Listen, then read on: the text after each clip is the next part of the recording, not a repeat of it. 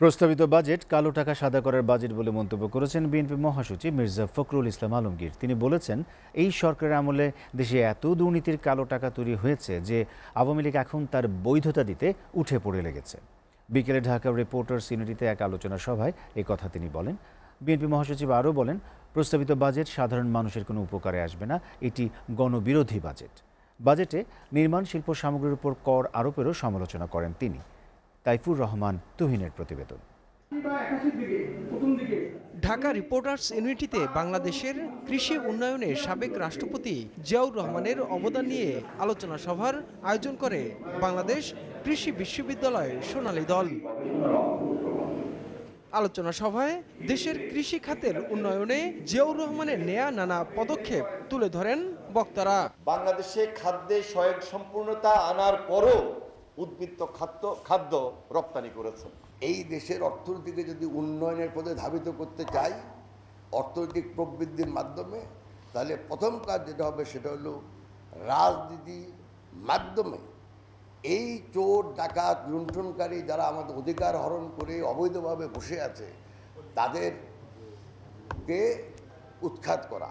সর্বোচ্চ সংখ্যক রাজনৈতিক দল এবং ৯৫% মানুষ যেখানে সার্বভৌমত্বের পক্ষে, তারপরেও আমরা আজকে কিসের জন্য কার ভয়ে ভীত সন্ত্রস্ত হয়ে আছি।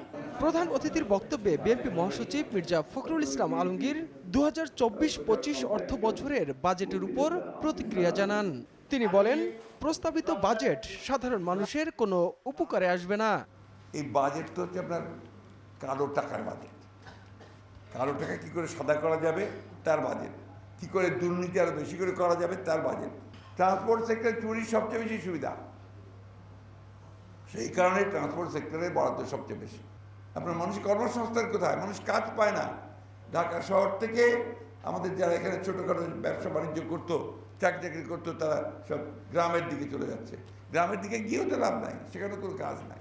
বাজেটে কালো টাকা সাদা করতে 15% ট্যাক্স আরোপ এবং বৈধ উপার্জনের উপর 30% কর আরোপ করায় সমালোচনা করেন বিএনপি মহাসচিব। বেনজির আমাদের পুলিশ অধিকর্তা ছিলেন, তিনি আমাদের সাবেক পুলিশ কর্তা, র্যাবের ডিজি ছিলেন, তিনিও যা ঘটিয়েছেন তাও বেনজির।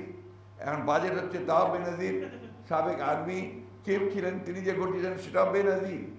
আমাদের সব কিছুই বেনজির। এখন শিল্প নির্মাণ সামগ্রীর উপর কর আরোপেরও সমালোচনা করেন মির্জা ফখরুল। ক্যাপিটাল মেশিনের উপর ট্যাক্স বাড়ানোর অর্থ কি? অর্থ হচ্ছে যে এখানে যেন ইন্ডাস্ট্রি না হয়, যন্ত্রপাতি যেন আমদানি করতে না পারি আমরা, আর কোনো কলকারখানা না করতে পারি। Taifur Rahman Tuhin, SA TV, Dhaka.